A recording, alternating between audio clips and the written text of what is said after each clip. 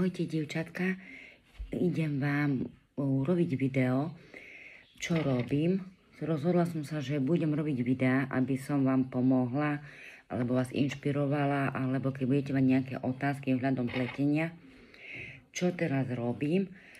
Došlo mi klopko, tak vám chcem ukázať, robím z moherových, z takých dvoch spolu. Moherová vlna je tenká, čiže z dvoch klbiek.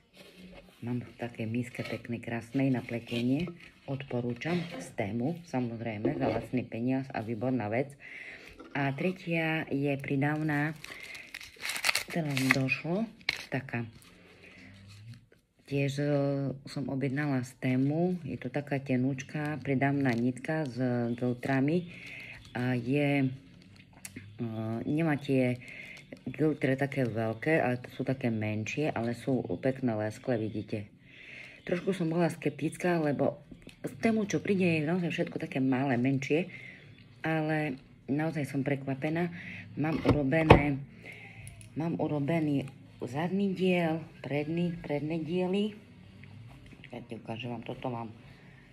Tá licná strana, kardigán bude taký dlhší, popod kolena, čiže je vidno trošku, je tu tma, lebo vonku je hnusné počasie, ale tak sa leskne. Ono to bude vidno potom viac na svetle. No, že mi prišli, objednala som 3, lebo nebola už taká farba. A toto je tretie.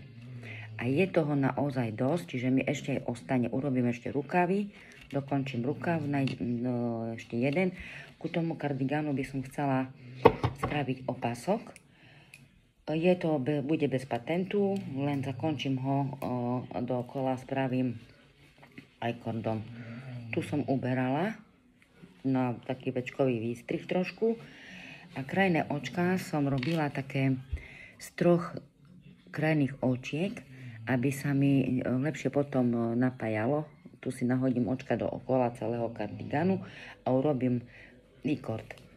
Aj na rukavoch, aj na spodnej časti mám i-kord. Už som si nahádzovala. Tak to bude vyzerať s i-kordom. Nechcela som žiadny patent, žiadny nič, čiže s i-kordom. Takže toľko som vám chcela povedať. Pletiem ho od spodu do kola naraz na kruhových ihliciach. Dobre, keby dačo, píšte mi komentáre, budem môcť mať čas, tak vám odpoviem na všetko. No, ihlice samozrejme kruhové, na tých lankách vymeniteľných. Ja mám takú sadu, ešte jednu takú staršiu sadu.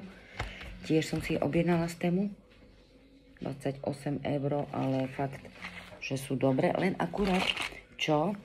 Tu je označenie na tých ihliciach. Vám ukážem také malé, hej. Toto sú tu 7. Vidíte? Hej. Ale počas pletenia som si všimla, že mi už neukazuje, že sa to jednoducho šťuchalo, hej, tie označenie. Ale sú také pravítka na ihlice, takže toto asi si vyrieším inak. Čiže tu mám 5,5 a robím ten raglán na 6. Toto som zabudla povedať a hodila som tam 172 očiek od spodu. No a potom som už len rozdelila, urobila večkový výstrih a robím rukavy. Rukavy som dala 60 očiek dookola. No a to je asi tak celé. Čo budem robiť? Toto vám budem posielať videá. Možno to niekomu pomôže, možno sa niekto inšpiruje, poradím. Nie sa čoho bať.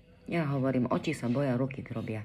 Takže idem si teraz dať kavičku a mám trošku času, budem štrikovať. Čaute.